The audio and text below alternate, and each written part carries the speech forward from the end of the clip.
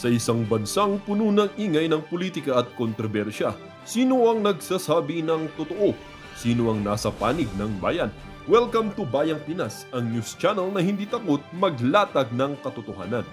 Dito, pinag-uusapan natin ang mga isyong may kinalaman sa kinabukasan mo, politika, pamahalaan, at ang tunay na kalagayan ng ating bansa. Hindi kami bayad, hindi kami bulag. Sa Bayang Pinas, ang boses ng mamamayan ang tunay na headline. Kaya kung sawang-sawa ka na sa mga baluktot na impormasyon at scripted na kwento, dito ka na. Dito sa Bayang Pinas, tayo ang bantay at boses ng bayan. Kung gusto mong manatiling mulat at informed, don't forget to like, share, and most importantly, subscribe dahil sa panahon ngayon, ang kaalaman ay kapangyarihan. Ito ang Bayang Pinas, balitang totoo, pusong makabayan para sa sambayanang Pilipino. Tara na't alamin ang tunay na balita. Mag 1 million subscriber na ho tayo. At ito ho mga kababayan, ang ika nga ay breaking news. Breaking news ho ito para dito kay Sindanya, dito kay Larry Gadon, at dito kay Richard Herdarian. Makinig kayo dito ha. Pero ako alam ko na isasagot ng mga to. Sabi ko nito sa report ng Bombo Radio Philippines, Sek Gadon, Rep Sindanya, and Richard Herdarian pinagkokomento ng Supreme Court. Yan na nga ba sinasabi natin? Masyado kasing madadalahira yung mga bibig nyo na yan. Bakit tayo nyo respetuhin? Ay, sa bagay rinirespeto nyo pala yung mga politiko na nahalal dahil sa kani-kanila mga apelido. Yan, especially ang siga doon. Ano ba? Ito, just in. Pinagkokomento ng Korte Suprema sina Secretary Lorenzo Gadon, Rep Percival Sindanya at Richard Darian hinggil sa petisyon hinihain laban sa kanila kamakailan. O, alam ko na sasagot nito si Sindanya. Ang sasagot ni Sindanya, para sa accountability, kailangan yan. Pagka pinakomento ka, sasabihin mo, para sa accountability. Ikaw, Larry, pagka pinakomento ka, sasabihin mo kay Chief Justice, ano pangalan nito? Ano pangalan ng Chief Justice natin? Nakalimutan ko. Teka lang, ha?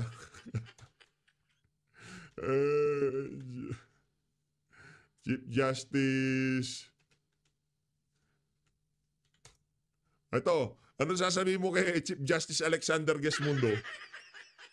Aso ng mga Duterte, ganon. Anong lalagay mo sa komento mo? Nako, makukontempt kayo dyan. Sumagot kayo. Pinakukomento na kayo ng Korte Suprema dyan sa petisyon na inaahin sa inyo nitong sila Attorney Mark Tolentino, Kong Jing Paras. Kaya naman ngayong mga panahon na to, sigurado may kalalagyan kayo. Siyado kasi kayo, okay. Alam nyo mga kababayan, ang buhay simple lang. Kung simpleng bagay na lang, huwag yun ang palakihin. Hayaan nyo na yung mga malilit na bagay. Huwag kayong masyadong tipong maliit na bagay. Kagad nasasaktan kayo. Kagad na pipikong kayo. Huwag ko. Ika nga, panahon na para medyo mag-mature ng konti. Yung mga maliliit na bagay, huwag nyo nang, sayot sa gusto nyo naman, iikot ang mundo kahit na ano pang mangyari dyan, di ba? Kaya yung mga maliliit na bagay, huwag kayong mag-react ng napaka-OA, kagaya nitong si Sindanya, dito kay Richard Darian, dito kay Larry Gadon. Tigilan nyo na kasi yung pagiging mga pagiging patola nyo. Konting mga salita lang, nag-aalburoto kayo, lalo na tong si Larry Gadon. Parang aatakihin sa puso pagka binabanata niya yung mga taga-Korte Suprema, di ba? O Chief Justice, aso daw, o tuta daw ng mga Duterte. Di ba? Huwag ganun. Ngayon, anong sasagot mo? Di ba? Anong sasagot mo dyan sa Korte Suprema? Yung mga ebidensya na binastos mo ang ating kataas-taas ang hukuman, hindi mawawala yon sa social media.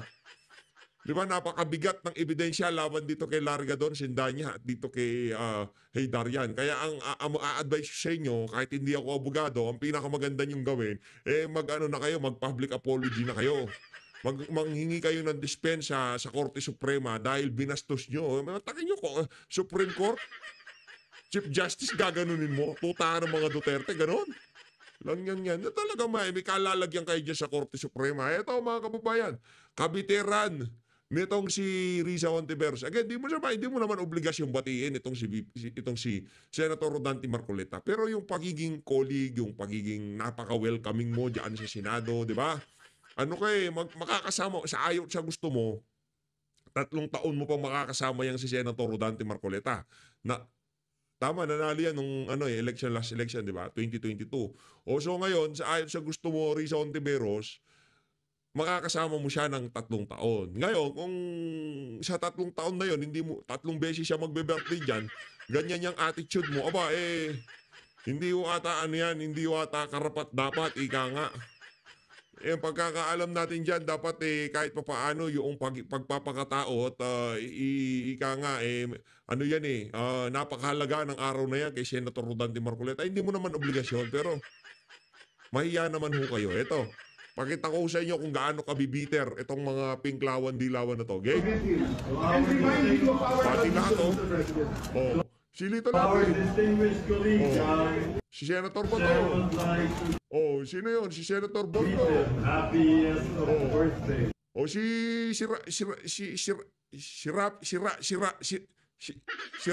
Rapi Tulfo. Tingnan nyo naman yan si Soto kasi ika nga, pamilya kayo dyan eh. Kasama ka na dyan sa pamilya ng Senado eh. Pero ikaw, nakaupo ka lang, ay bitter talaga. Ganyan talaga mga bitter, narcissist na bitter. Anong karakteristik ng isang narcissist? Lagi sila tama. Ayaw magpatalo sa usapan. Naku, nakakatakot yan. Ganyan na ganyan si Risa, di ba? May beso pa itong si Loren. Kala ko bumibeso lang tong si Loren kay Juan Ponce Enrile at kay Don Gonzales. Pati pala kay Senator Rodante Marcoleta. Pambihira tong si Loren, no? Kala ko talaga sa totoo lang, ito si Loren Ligarda, bumibeso lang to kay Juan Ponce Enrile at dito kay Don Gonzales. Pati pala kay Senator Rodante Marcoleta, bumibeso siya. Si Dante ikaw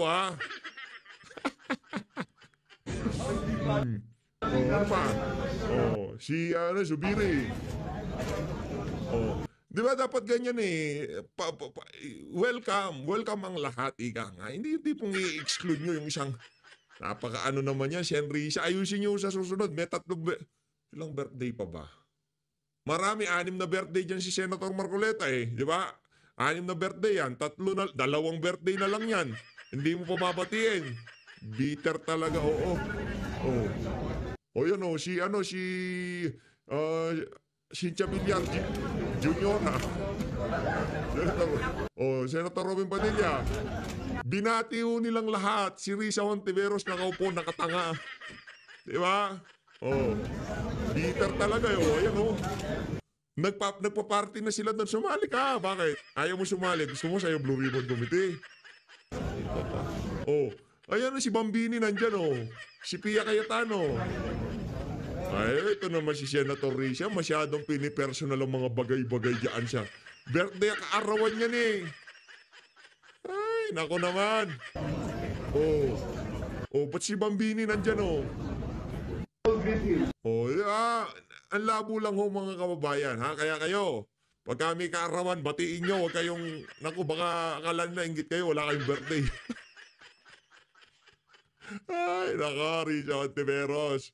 Risa Hontiveros. Ito, lagay ko na itong tatlong itlog na to dito para ma-remind yung mga nagbabalak na bastusin ng ating Korte Suprema, magdalawang isip. Ito ang palitan, itong si Ping Lacson at itong si Loren Ligarda, mga panindig balahibo ng mga nabulgar dito sa ano na to. As usual, flood control, baha, pagka yan talaga pinag-uusapan. Maraming kinikilabutan kasi napakaraming anomalya kinasasangkutan o nababalot yung mga usapin na yan. Pero again, hindi ho natin dinidemonize o pinapakitang masama ang flood control. Tayo ho dito gusto ho natin magkaroon ng maayos gumaganang flood control. Pero ang problema, yung mga nag-kickback, ika nga, yung mga kumikickback dyan sa House of Representative na mga kontraktor na mga kamag-anak nila. Yun, doon tayo galit, di ba? Hindi ako nagsabi niya, si Baguio City Mayor Benjamin Magalong, 40% daw kinakatkong nyo Diyan sa House of Representative, yung mga kontraktor na meron kamag-anak. Hindi lahat baka base yan kay Mayor Benjamin Magalong, dito na ho tayo sa Senado. That we recognize Senator Panfilo Ping Lacson for Meron his meron. interpellation. So move, sir. Senator Ping Lacson. Merong ham. Thank you, Mr. President. Will the distinguished lady from Antique, Malabon, Makati, Batangas, Cavite, and the Republic of the Philippines yield to just a few questions? Yes, I would be more than willing to yield to the questions of my former Vice Chair of Finance, who used to interpellate me even if he was a Vice Chair. Yes. Thank you, Mr. President. While this representation is not as passionate in advocating for a safe environment as the distinguished lady from Antique, still, I can relate with their passion, especially after the widespread flooding that we all recently experienced, if not read or heard about in the mainstream media or social media platforms, different social media platforms. Of course, this was highlighted by the President SONA, particularly on the graph-ridden flood control management projects that were implemented in recent years. My question is, if we will apportion the causes of floods, limiting our analysis to the Philippine setting, if the pie is represented by numbers like 100%, what percentages can we attribute to, number one, climate change, number two, neglect, indifference, or apathy, and the third is graft and corruption? Thank you for that question, and I must say that these are all convergence and intersecting issues. Let me just state number one. Natural hazards need not turn into a disaster if we are prepared. Yung mangyayari pong mga delubyo at mga bagyo ay mangyayari, maski tayo ay hindi ang sanhi na bansa. Pero kung tayo po ay handa at tayo naman ay handa, ay hindi po ganyang kasama ang epekto kung tayo po ay sumusunod sa mga batas. But we cannot oversimplify it and say maybe 50% natural hazards, but 50% because we are apathetic or we are corrupt or we simply do not follow the laws. Let me just state. So first, the natural hazards will happen.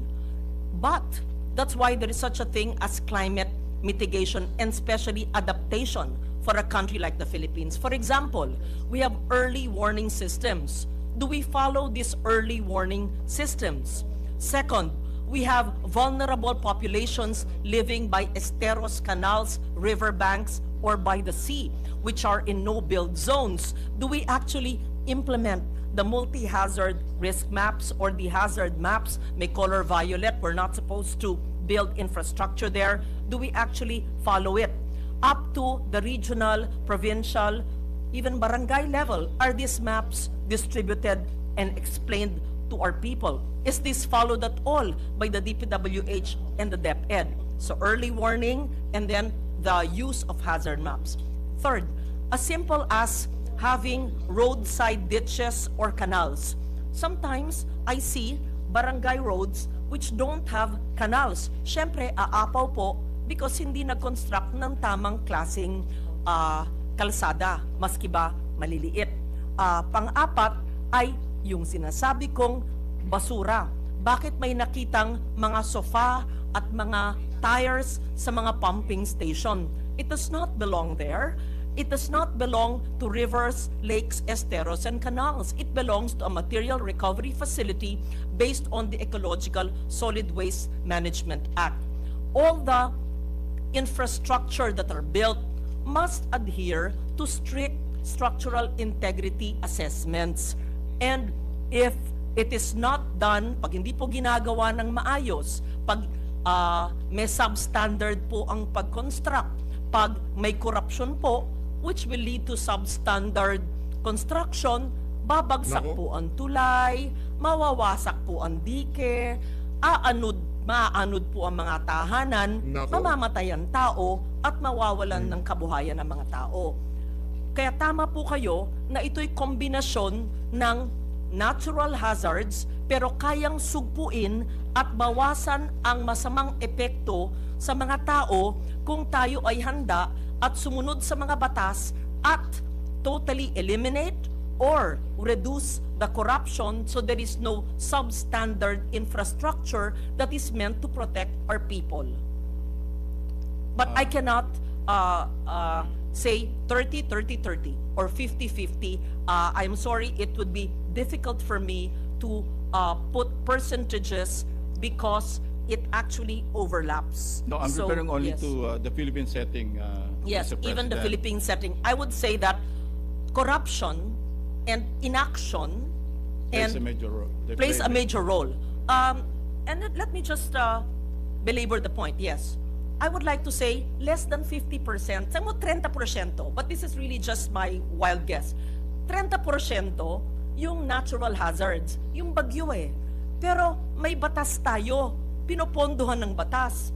Kung hindi natin susundin at kung yung suporta at resources at pera na lilanaan sa mga infrastruktura ay mawawala or mangangalahati, siguro yung 70% ay dulot na rin sa ating kapabayaan at ang pagwalang bahala at sabihin natin sa katiwalian.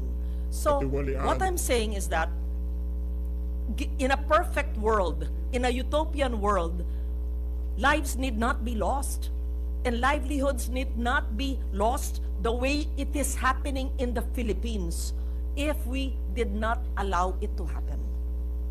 Yes, yesterday, Mr. President, the President announced that he has already received a report from the DPWH regarding the anomalous flood control projects for the past 3 years. Do you have any idea how much has been appropriated during the last 3 years for flood management, for the flood management program? Of the I country? don't have it offhand now, but that would be readily available first by DPWH and perhaps the Senate LBRMO office would have that. I was no longer chairman of the Committee on Finance at the time, but it would not only be DPWH, perhaps the NIA would also should submit the reports on irrigation. No, because all flood management program related projects, Mr. President. Yes. I don't have it right now of 23, 24, and 25. But that information would be available with the Senate LBRMO, with the Congress Budget Office, and perhaps during the committee hearings of DPWH, they could answer that appropriately. Well, of the 5 trillion budget, which went to public works regarding flood control projects. Well, let me answer my question, Mr. President. 280 billion in 2023, GAA. 349 billion Oh my goodness. under the 2024 GAA, and another 371 billion. Hindi ho milyon pinag-uusapan natin dito mga kababayan. Bilyon ho. Ang isang taon, mahigit tatlong daang araw lang ho yan. Yung sinasabi ho nilang halos gumagastos tayo ng 1 bilyon kada araw, totoo ho yun. Goodness. Under the 2025 Grabe. GAA. Now, Nakakalungkot. ito po yung follow-up na question. Meron po ba kayong naipasok o na-adapt sa amendments para sa flood control sa Antique or any area in the country? Let me state that Oo. very clearly. Ang Antique ay may mga lugar na nababaha. I wish I could have the possibility of doing an amendment to help those areas. But you did not. I'm not certain I have because I did not participate actively in the Finance Committee, neither did I join the BICAM. In short, baka hindi po na-adopt yung aking mga amendments. But I would like to state this, sa mga lugar na nabaha ay hindi naman masama ang flood control. Pero dapat ito ay science-based, aral sa engineering at sa sensya at hindi po ginagawang money-making ng marami. Yun po ang ibig ko sabihin. Ito, Okay. meron silang binigay pero maliliit na mga flood control projects sa iba't ibang lugar, pero sinabi ninyo yung mga numero. That is Yes. under the Senate version, Mr. President? Yes. Only under the Senate version. I don't have the numbers now of, Your reference is the GAA for 2023, yes. 24, As I said, I 25. don't have the numbers now of 23, 24, I'm more and interested 25. in the insertions made in the Senate, Mr. Oh, President. I would not be at liberty to say that, but perhaps the chair of the Finance Committee then, who received all the amendments, but she's no longer with us now. Grace Go po ahead, yan, si Mr. Grace po. President. Yes. So Please. what I'm saying Kindly is that, share with us the figures that you just received.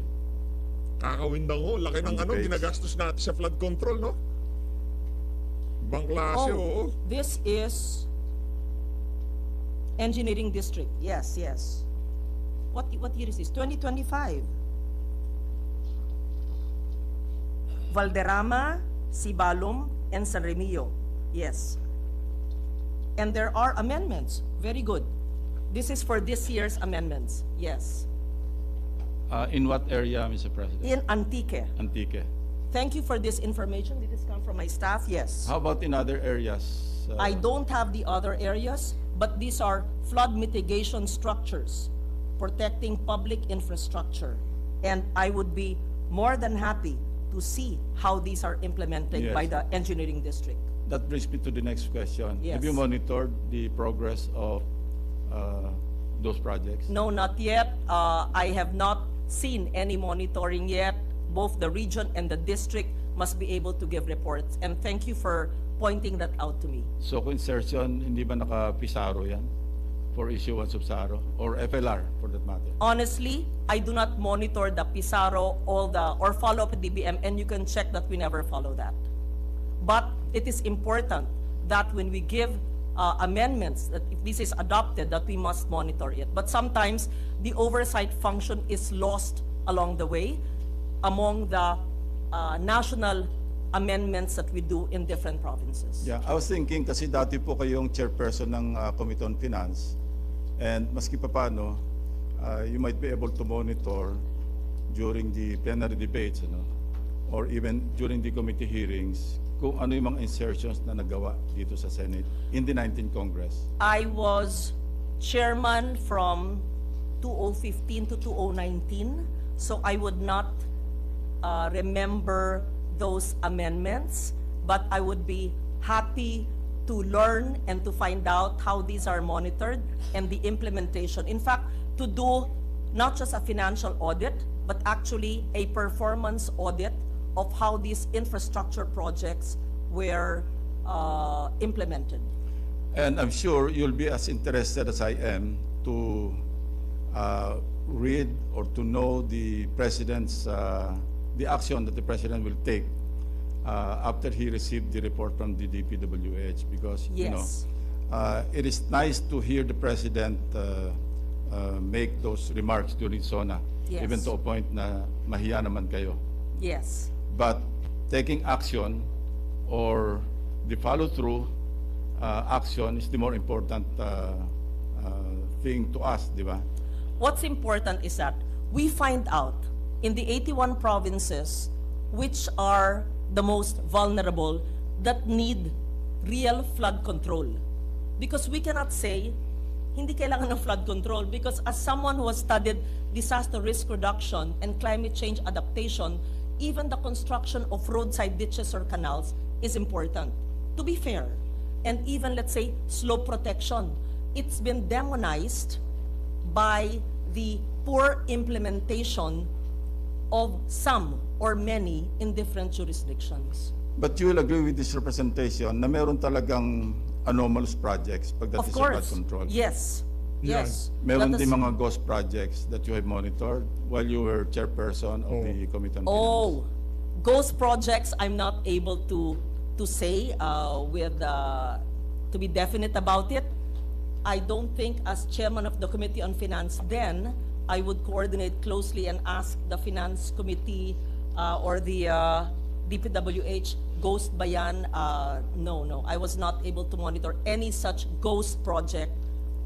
I could not do that. Yeah, for your information, I did my some preliminary research work. I fielded some teams to areas that are suspected to have some projects, and I tasked my teams to find out kung ano yung status ng mga projects. And this is subject to validation. One such project had an appropriation of something like 190 million pesos in 2023. When we check with the GAA, meron naka-indicate na completed. It's just a sitio, very small. Sitio is smaller than a barangay, hindi ba? Puro- So, pinahanap kong pilit, hanapin nyo nga yung flood control project na sa 2023 na sinasabi sa GAA completed. So, hanapin nyo kung anong itsura ng project. When they came back, they reported to me, Sir, wala akong project. Nako! How would Yari. the district engineer and the regional director explain that there was That's a the reason GAA why, provision? of course, as I mentioned, subject to validation. Kasi baka hindi napasadahan yung buong sitio, but if they did, then obviously, this was a ghost project in 2023. Worse, meron na namang appropriations, I think, under the 2025 GAA, dalawang items, in the same sitio, hundreds of millions of pesos na naman yung.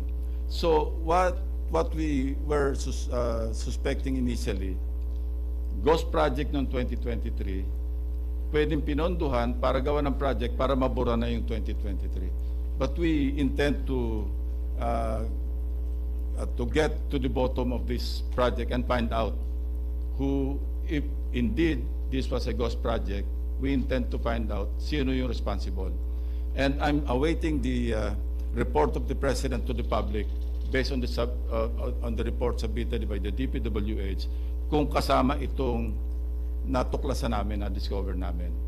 That's only one item, Mr. President, but you know, there are tens of billions of pesos worth of flood control projects in that same locality, a bigger area. May we na, know the name of the province?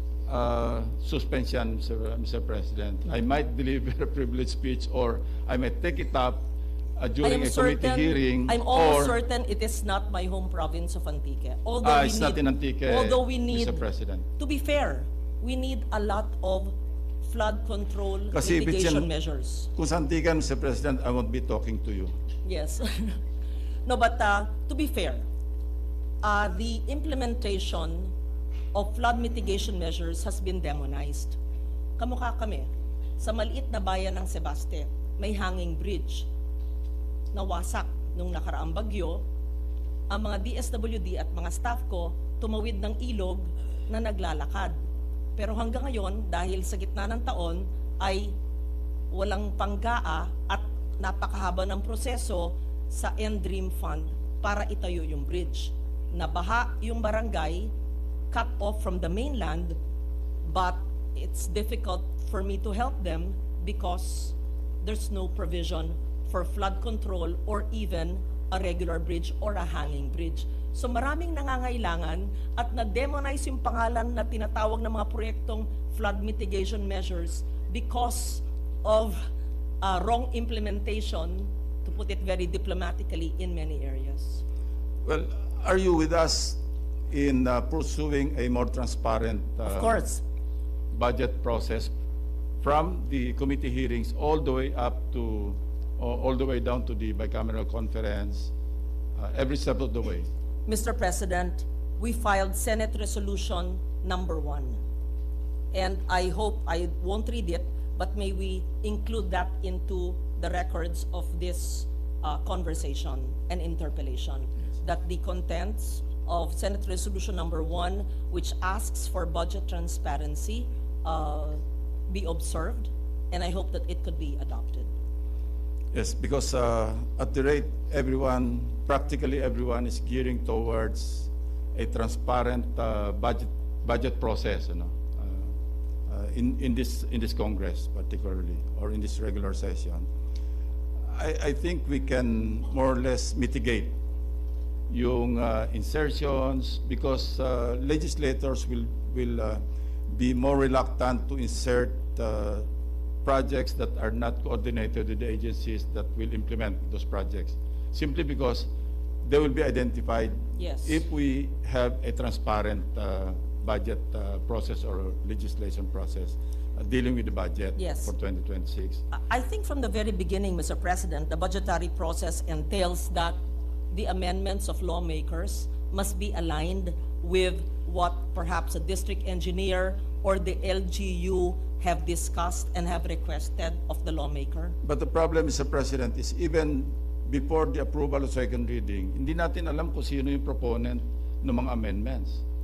Because these are not taken up in the plenary. It should be taken up and there should be a more transparent process. So you're with us, Of course, particularly with the new chairman of the Committee on Finance, Senator Gatchalian, because he requested the members of the minority to co-sign a joint or concurrent resolution to have a transparent budget process. as I said, we filed, I think 7 of us, a budget transparency resolution.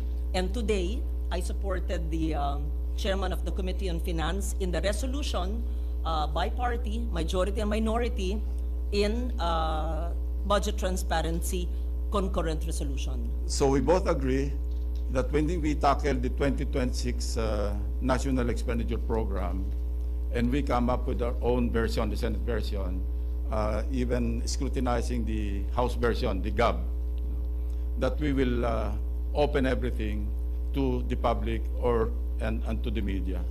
We should Walang open, taguan ng amendments, especially during the BICAM. Will you agree with me if we pursue utmost transparency, Yes, especially Mr. during the President. BICAM, Mr. President? that is the essence of the 2 resolutions which we have signed, and that is what we should have passed with a bill that I co-authored with you on the budget process, that the requests must emanate from the local governments, having been reviewed by engineers and going up to the Regional Development Council. I think we discussed that 8 years ago when I was chairman of the Committee on Finance, and that's how we've always tried to make our amendments. But you're correct, if everything is seen, kakulangan ng classroom, sabihin mo na may flood control, may dike, kailangan talaga. At kung yung district engineer magbibigay ng ganong request, ano man ang kailangan? May irrigation, kung talaga naman kailangan ng irrigation, paninindigan na mag-aamenda ng budget. I'm very happy to hear that, Mr. President, because at least after the President castigated all of us, as a matter of fact, during the Fourth Zona, siguro naman magigising na tayo sa katotohanan na mahiya naman tayo Nako, Mahiya naman tayo na lahat. mag-insert ng alam naman natin na hindi